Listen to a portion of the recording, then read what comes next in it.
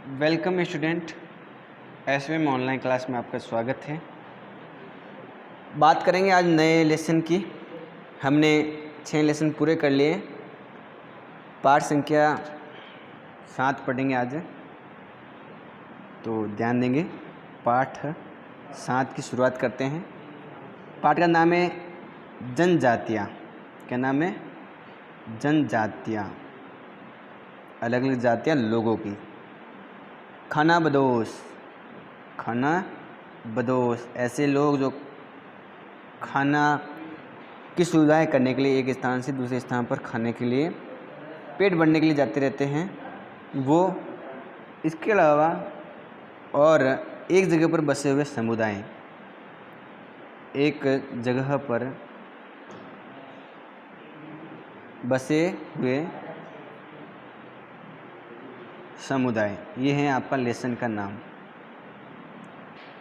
तो ये आपके लेसन का नाम है पाठ संख्या 7 का। क्या है? जनजातियाँ, खाना बदोश और एक जगह पर बसे हुए समुदाय। हम जनजातियों के बारे में पढ़ेंगे, अलग अलग लोगों की अलग अलग जातियों के बारे में पढ़ेंगे। खाना बदोश ऐसे लोग जो खाना खाने के लिए, खाना के लिए एक स्थान से दूसरे स्थान पर प्रवास करते हैं, घूमते रहते हैं, घुमड़कर प्रवृत्ति के लोग होते हैं। समुदाय हैं जो समाज के रूप में एक स्थान पर रहते हैं, समूह बनाकर, समाज बना कर के रहते हैं। समुदायों के बारे में पढ़ेंगे हम, तो ध्यान से समझेंगे। हमने पिछले पाठों में देखा किस प्रकार के नए नए राज्यों का उत्थान होता है, किस प्रकार नए राज्य बनते हैं, उन राज्यों की कलाएँ की थी, कलाकारी के बारे में, उनकी दस्तकारियों के बारे में, उत्पादन चीज़ों के बारे में पढ़ते हैं हम। हमने राजनीतिक, सामाजिक और आर्थिक परिवर्तन देखे हैं समय साथ साथ में किस प्रकार से। लेकिन ये जो परिवर्तन हुए वो किसी समाजों में तो हुए होंगे, तो हमें बड़े भूभाग पर जो हमारे समाज में देखें या हमारे उपमहाद्वीप में देखें तो समाज वर्ण के नियमानुसार पहले ही विभाजित हैं। ब्राह्मण लोग का नाम सुना होगा।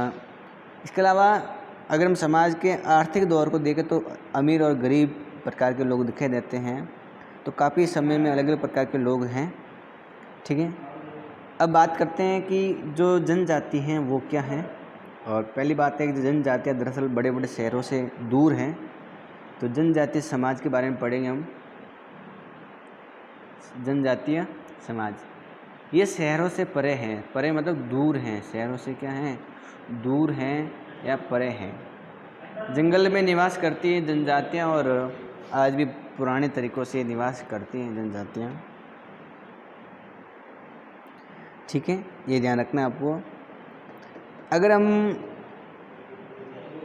भारत में उस समय देखें तो ब्राह्मणों के अलावा और भी कुछ ऐसे समाज थे, और जो भी ऐसे समाज जो ब्राह्मणों के द्वारा नियम और कर्म कांडों को नहीं मानते थे, न ही वे कहीं असमान वर्णों में विभाजित हैं। अक्सर ऐसे समाजों का बात करें तो वो जनजातीय लोगों में कहलाते हैं।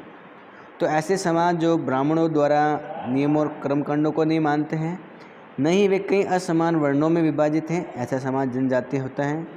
और प्रत्येक जनजाति के जो सदस्य हैं वो नातेदारी के बंधन में जुड़े होते हैं, नातेदारी के बंधन में जुड़े होते हैं। ठीक है, और कई जनजातियाँ खेती से अपना जीवन यापन चलाती हैं। कुछ लोग शिकार करके, कुछ लोग भोजन इकट्ठा करके, कुछ लोग पशुपालन करके अपना जीवन यापन करते हैं। तो ये तरीके हैं जीवन यापन के। खेती तरीका है एक, तो भाई जनजाति लोग हैं अपना जीवन कैसे बिताते हैं? खेती करके, कोई पशुपालन करके, कोई भोजन संग्रह यानी भोजन को इकट्ठा करके, और कोई शिकार करके। क्या करके? शिकार करके। प्राय जो लोग हैं जनजाति लोग, ये प्राकृतिक संसाधनों वाले स्थानों पर रहते हैं। मूल रूप से जंगलों में निवास करते हैं। इनकी गतिविधियाँ चलती रहती हैं। कुछ जनजातियाँ हैं वो खाना बदोश हैं। क्या हैं? खाना बदोश हैं कुछ जनजातियाँ। ठीक है, और वे एक स्थान से दूसरे स्थान पर घूमती रहती हैं जनजातियाँ। और जनजातीय जो समूह हैं वो संयुक्त रूप से भूमि और चारागाहों पर नियंत्रण रखते हैं, वहाँ पर खेती करते हैं। और इसके अलावा खुद के जो नियम है उन नियमों के अकॉर्डिंग अपने अपने अलग अलग परिवारों के बीच में ज़मीन बांटी जाती हैं, वो उसके ऊपर खेती करते हैं और अपना जीवन यापन करते हैं। भारतीय उपमहाद्वीप की बात करें तो भारत में बहुत सारी जनजातियाँ निवास करती हैं। क्या निवास करती है? जनजातियाँ निवास करती हैं। और ये जो जनजातियाँ हैं वो पहाड़ों में, जंगलों में, रेगिस्तानों में और ऐसे स्थानों पर रहती है जहाँ पर जाना दुर्गम स्थान है। लेकिन अब काफ़ी बार ऐसा होता है कि ये जनजातियाँ अब वर्तमान समय में भारतीय समाज जो आगे विकसित हो गए हैं उनसे मिल रही है, उनके साथ में आ रही है, उनकी संस्कृति में कुछ बदलाव आ रहा है। ठीक है, तो ये भी समझना है। तो बात करते हैं कि जनजातीय लोग आखिर कौन थे, कहाँ से आए हैं, उनके बारे में समझते हैं। तो हमारा जो टॉपिक हो जाएगा जनजातीय लोग कौन थे।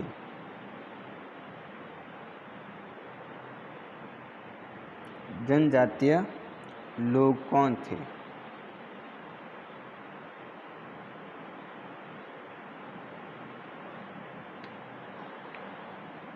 ठीक है, समकालीन इतिहासकारों और जो मुसाफिर लोग हैं उन्होंने जनजातियों के बारे में बहुत जानकारी तो नहीं दी है, कम जानकारी दी है।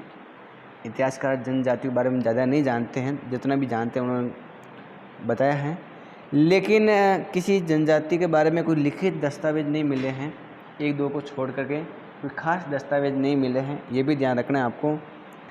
और अगर हम बात करें तो उनकी रीति रिवाजों के बारे में, उनकी संस्कृति और परंपरा के बारे में हम अगर जानते हैं तो उनसे मिलकर आने से, उनके मौखिक जानकारी से पता लगा है कि किस प्रकार से उनका जीवन यापन था, किस प्रकार का उनका समाज है। ठीक है, ये जो परंपराएं वो हर नई पीढ़ी में या की विरासत में मिलती हैं। आज के इतिहासकार जनजातियों का इतिहास लिखने के लिए अलग अलग परंपराओं का इस्तेमाल करते हैं और भारत के अंदर जनजाति हर क्षेत्र में पाए जाते हैं। किसी भी एक जनजाति का जो इलाका है या जो और उसका जो प्रभाव है समय समय पर बदलता रहता है।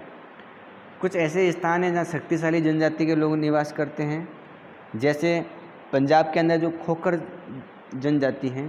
कौन सी? खोखर, जो 13वीं 14वीं शताब्दी में बड़ी शक्तिशाली जनजाति थी। अलग अलग स्थानों पर शक्तिशाली जनजातियाँ भी पाई जाती हैं। तो पंजाब के अंदर जो खोखर जनजाति थी जो 13वीं और 14वीं शताब्दी में बड़ी शक्तिशाली प्रभावशाली थी। यहाँ बाद में गख्खर लोग ज़्यादा महत्वपूर्ण हो गए थे। कौन से? गख्खर। ठीक है, ये ध्यान रखना है। और उनके जो मुखिया हैं कमाल खान गख्खर को बादशाह अकबर ने मनसबदार भी बनाया था। किसका? गख्खर का जो मुखिया है कमाल खान, उसको बादशाह अकबर ने मनसबदार भी बनाया था। क्या बनाया था? मनसबदार। मनसबदार के बारे में हमने विस्तार से पढ़ा है। अकबर के द्वारा दी गई एक प्रकार की उपाधि है। इसमें अलग अलग जातें होती थी, कोई 500 जात है। ठीक है, मनसब मतलब सेना रखने का एक प्रभाव उत्पन्न हो जाता था। जो मुल्तान और सिंध है वहाँ तक मुग़लों का अधीन क्षेत्र था और वहाँ पर अगर देखें तो लंगाहा और अरगुन लोगों का बड़ा प्रभाव था। ठीक है, तो मैंने आपसे कहा कि मुल्तान और सिंध में मुग़लों द्वारा अधीन कर लिए जाने से पहले, जब यहाँ मुग़ल नहीं थे उससे पहले लंगा और अरघुन लोगों का प्रभाव था। उत्तर पश्चिम में एक और विशाल और शक्तिशाली जनजाति थी जो थी बलोच। उत्तर पश्चिम के अंदर एक जनजाति थी जो थी बलोच।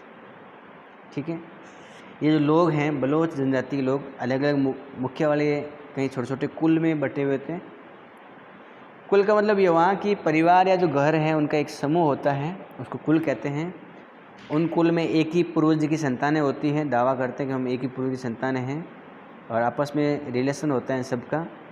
तो जो बलोच या बलोची जनजाति हैं वो यहाँ उत्तर पश्चिम इलाके में रहती थी। ठीक है, और इनके अलग अलग कुल होते थे। क्या होते थे? कुल में निवास करते थे लोग, ये ध्यान रखना है आपको। पश्चिमी हिमालय में गड्डरियों की जनजातियाँ रहती थी। पश्चिमी जो हिमालय हैं वहाँ पर जो जनजाति थी वो ध्यान रखनी है आपको कि गड्डी या गडरियों की जनजाति थी। इसके अलावा उपमहाद्वीप के सुदूर उत्तर पूर्वी भाग पर भी उपमहाद्वीप के सुदूर और उत्तरी पूर्वी भाग में नागा, अहोम, खासी, अलग अलग प्रकार की जनजातियाँ निवास करती थी, ये भी ध्यान रखना है। तो भारत में ऐसे काफ़ी स्थान है जहाँ पर अलग अलग जनजातियाँ निवास करती थी। अगर हम बात करें बिहार और झारखंड की, बिहार और झारखंड अगर उनकी बात करें तो वहाँ पर 12वीं शताब्दी में चेर सरदार शाहियों का उदय हुआ। और इसमें से आपको पता होना चाहिए कि बादशाह अकबर के प्रसिद्ध जो सेनापति हैं मानसिंह, जिनका नाम क्या था, राजस्थान के आमेर के थे मान सिंह, इन्होंने 1591 में चेर लोगों पर हमला किया और उन्हें परास्त किया, उन्हें लूट कर अच्छा खासा माल इकट्ठा किया। लेकिन वे पूरी तरह अधीन नहीं हुए चेर लोग, जो झारखंड और बिहार इलाके में रहते थे, ये ध्यान रखना है आपको, ठीक है।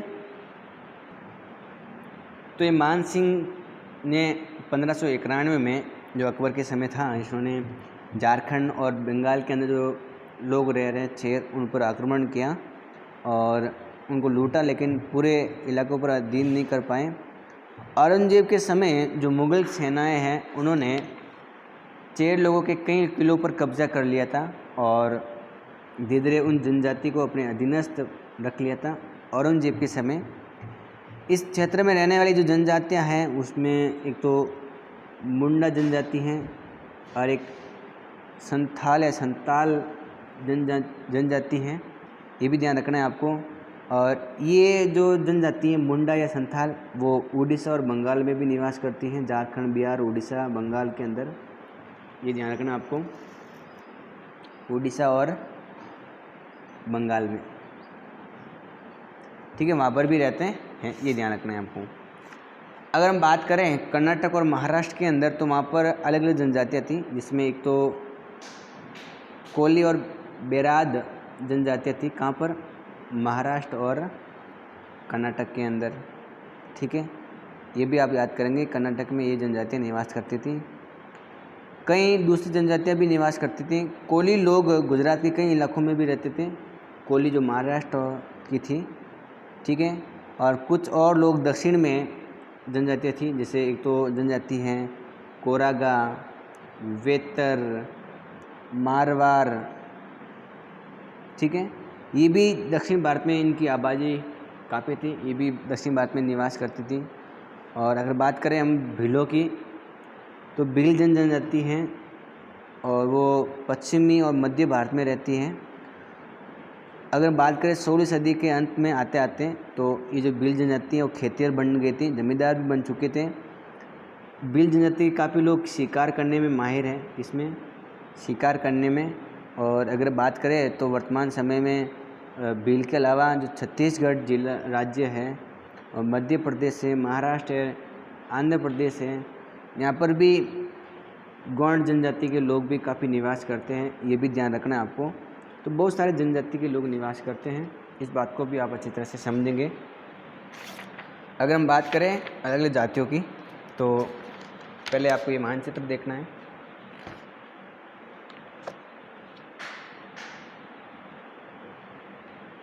ये भारत का मानचित्र है, जिसमें अलग अलग स्थानों पर अलग अलग जनजातियाँ हैं।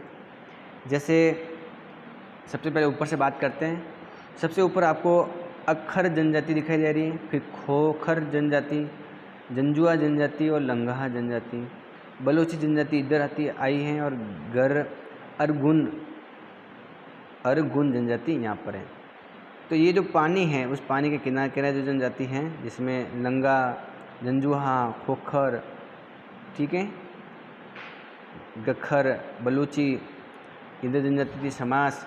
यहाँ जो इलाका है वहाँ भील जनजाति, गुजरात में यहाँ पर भी कोली जनजाति रहती थी, कोली यहाँ पर भी थी, भील यहाँ पर भी थे, जाटवास यहाँ थे, कोली यहाँ पर भी थी, काटकारी जनजाति यहाँ थी, बेराद जनजाति यहाँ थी, कोरागा जनजाति यहाँ निवास करती थी।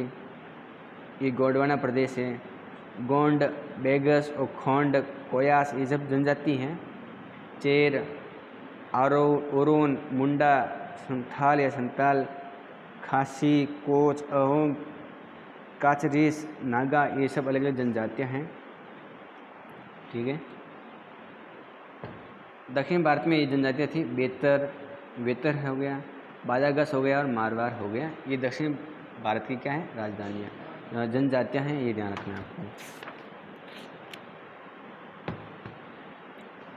ये संथाल जो हैं उनके जनजातियों के निवास हैं, किस प्रकार जनजाति लोग निवास करते हैं ये भी ध्यान रखना है आपको, ठीक है।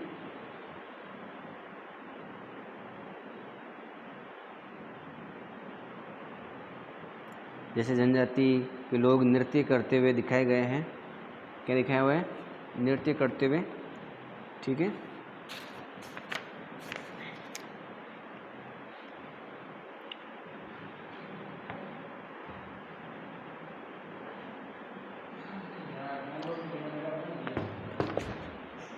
इसके अलावा जो ये चित्र दिखाई दे रहा है जिसमें रात में भील लोग हिरण का शिकार करते हुए, ये जो भील लोग हैं आदिवासी की जनजाति के रूप में हिरण का शिकार करते हुए लोगों को दिखाया गया है, तो ये भी उस समय का महत्वपूर्ण क्षेत्र है।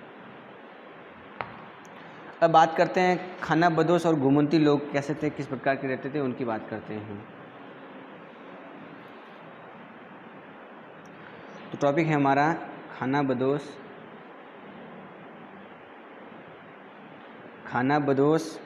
और घुमंतू लोग कैसे थे। खाना बदोश और घुमंतू लोगों की बात करेंगे। खाना बदोश चरवाहे अपने जानवरों के साथ में दूर दूर तक घूमते थे। ये जो खाना बदोश प्रकार के लोग हैं ये चरवाहे के साथ साथ में जानवर के साथ साथ में दूर दूर घूमते रहते थे। उनका जो जीवन है मुख्य रूप से दूध और अन्य पशु चारी उत्पाद पर निर्भर था, क्योंकि जंगल के अंदर घूमते रहते थे जानवरों को साथ में लेकर। उन पशुओं का दूध है, उन दूध और इसके अलावा उन पशुओं से जो भी चीज़ें निकलती हैं उनका प्रयोग करते थे। ये जो लोग हैं वे खेतिहर और गृहस्थ से अनाज और कपड़े और बर्तन ऐसी भी चीज़ों का प्रयोग करते थे।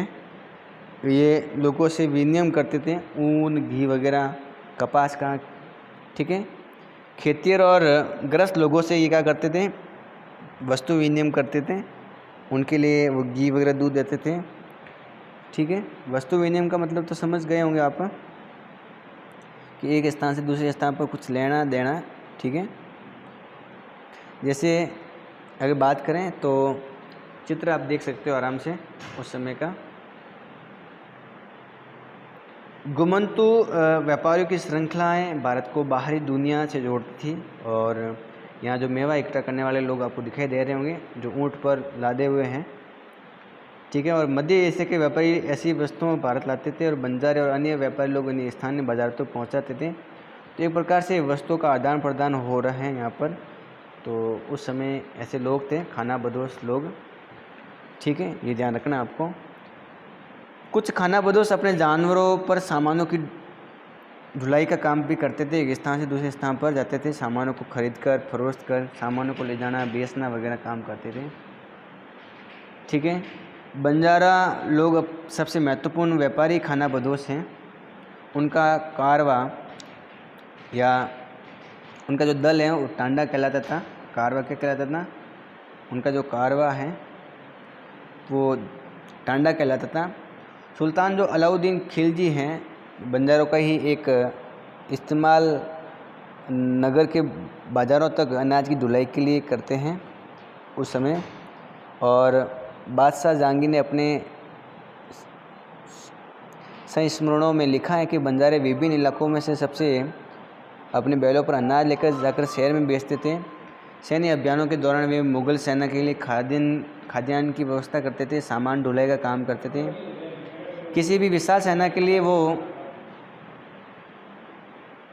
1 लाख बैल अनाज ढोते थे। 1 लाख बैलों को साथ में खाना ले जाया करते थे, ये ध्यान रखना है आपको। तो इस प्रकार से ये ध्यान रखना है आपको कि बड़ी महत्वपूर्ण चीज़ आपको ध्यान में रखनी है कि उस समय व्यापार का और खाना बदोश जनजाति थी वो बंजारा जनजाति थी भारत के अंदर, ठीक है। ये भी आप याद करेंगे आराम से। दरअसल ये जो लोग हैं खाना बदोश घुमंतू लोग होते थे, उनमें से कई पशुचारी होते थे। वो अपनी रेवड़ या पशु वृंद के साथ साथ में एक जगह से दूसरे स्थान पर घूमते रहते थे। इसी तरह के जो दस्तकार हैं, फेरी वाले हैं, वो भी इसी में शामिल थे। नर्तक या गायक हैं, वो भी एक स्थान से दूसरे स्थान पर घूमते रहते थे काम धंधा के लिए। ठीक है, तो खाना बदोश और भ्रमणशील जो समूह है, दोनों अक्सर उस स्थान पर जाते हैं जहाँ पर उन्होंने पिछले साल दौरा किया था। ठीक है, तो ये भी ध्यान रखना है कि एक समय से दूसरे स्थान पर इनका भ्रमण होता रहता है। कई पशुचारी जो जनजातियां हैं, जो मवेशी और घोड़े जैसे जानवरों को पालने और पोसने का काम करती हैं। ठीक है, मवेशी को पालना पोसने का काम करती हैं और संपन्न लोगों के हाथ उन्हें बेचने का काम करती हैं। छोटे मोटे जो फेरी वाले भी हैं, वो भी काम करते हैं, एक गांव से दूसरी जगह पर जाते हैं, एक गांव में से दूसरे गांव में जाते हैं सामान बेचने के लिए। जो फूस की चटाई हो, रस्सी है, सरकंडे, ऐसी चीज़ बेचते थे, बनाते थे। कभी कभी भिक्षु लोग भी घुमंतु सौदागरों का काम करते थे। जो भिक्षुक लोग हैं वो भी नर्तक हैं, गायक हैं, या जो तमाशबीन लोग हैं, वो भी ऐसी जनजातियां हैं जो एक स्थान से दूसरे स्थान पर काम करती थी और अपना कला का प्रदर्शन करती थी। ठीक है, एक कांसे की मगरमच्छ की जो कुटियाँ बनी हुई हैं, वो ज़रूर याद करें, आप देख सकते हो। ये जो आपको चित्र दिखाई दे रहा है, ये जो मूर्ति है कांसे की बनी हुई है, मगरमच्छ की, और ये कौन जनजाति की है, उड़ीसा की, कितनी सुंदर रूप से बनाई हुई है। तो ये भी आप समझ सकते हो किस प्रकार से उस समय की कला है, ये ध्यान रखना है आपको।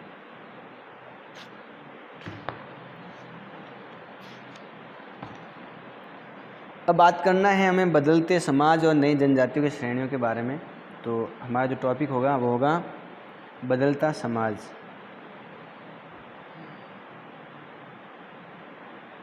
और नई जातियां और श्रेणियां।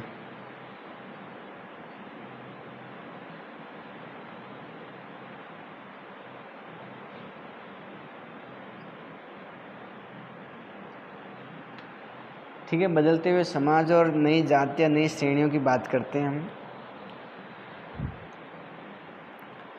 जैसे जैसे अर्थव्यवस्था और समाज की ज़रूरतें बढ़ती जाती हैं, नए नए हुनर वाले लोग आते रहते हैं, उनकी अवस्था बढ़ती रहती हैं और अलग अलग वर्णों में नई नई जनजातियाँ बनती जाती रहती हैं, नई जातियों का निर्माण होता रहता है। जैसे उदाहरण के लिए ब्राह्मणों के बीच नई जातियाँ सामने आई, दूसरी और जनजातियाँ और सामाजिक समूह में भी जाति विभाजन होता गया, उन्हें जातियों का दर्जा दिया गया। जैसे हम विशेषता की बात करें तो जो शिल्पी जनजाति थी उसमें फिर सुनार अलग बन गए, लोहार अलग बन गए, बड़े लोग अलग हो गए, राजमिस्त्री अलग हो गए। ठीक है, इसके अलावा ब्राह्मणों द्वारा जो जातियाँ हैं उनको मान्यता दी गई, वर्ण की बजाय जाति और समाज का संगठन का आधार बना। तो जातियों के बारे में भी अलग अलग बातें आती रहती हैं। अगर हम बात करें जाति के विचार विमर्श की, तो वर्तमान में जो तमिलनाडु राज्य हैं उसके अंदर जगह है तिरुचिरापल्ली। ठीक है, उस तालुक में, उस इलाके में उयाकोंडन उदययार के 12वीं शताब्दी के अभिलेख में ब्राह्मणों की एक सभा के बारे में पता लगता है। वे रथ बनाने वाले लोग थे, रथकार थे, कहते हैं रथकार, रथ बनाने वाले लोग। उनकी सामाजिक स्थिति का हमने जिक्र भी किया था और उन्होंने इस जाति के काम काज तय किए गए वास्तुकला, रथ और गाड़ियों का निर्माण करना, मंदिर का निर्माण करना, मूर्तें स्थापित करना, बलि के लिए लकड़ियों से बने साज समाज तैयार करना। तो ये जातियों के लिए काम वाला फिक्स हो गया कि भी ये जनजाति ये काम करेगी, ये भी हमको नज़र आता है उस समय। तो हम इस बात को समझ सकते हैं कि जातियों के अकॉर्डिंग काम हो गया और इस प्रकार की जातियों को मान्यता देने का काम ब्राह्मणों के पास में था, वो इस प्रकार से मान्यता देते थे। ये ध्यान रखना है आपको। 11वीं और 12वीं सदी तक आते आते क्षत्रिय वंश थे, क्षत्रियों के बीच में भी नए राजपूत गोत्रों की ताकत बढ़ती गई, उसमें भी बदलाव हुए। हूण, चंदेल, चालुक्य और कुछ दूसरी वंश परंपराओं के लोग आते गए थे। तो ये भी ध्यान रखना है आपको। ठीक है, तो आज के लिए इस वीडियो में इतना ही, बाकी बात करेंगे हम अगली वीडियो में। वीडियो को लाइक करें, चैनल को सब्सक्राइब करें और वीडियो को शेयर भी ज़रूर करें। ठीक है, तो इस प्रकार से हम जनजातियों के बारे में हमने बात की है। मेरे साथ ही जनजातियों के बारे में आपको पता लग गया होगा किस प्रकार की जनजाति हैं, और आगे बात करेंगे हम अगली वीडियो में। तो वीडियो को लाइक करें और चैनल को सब्सक्राइब जरूर करें। वीडियो 2-3 बार जरूर देखें ताकि आपको ये बात अच्छी तरह से समझ में आ जाए कौन कौन सी जनजातियाँ हैं, कौन कौन सी शब्दावली हैं। ठीक है, तो आज के लिए इतना ही।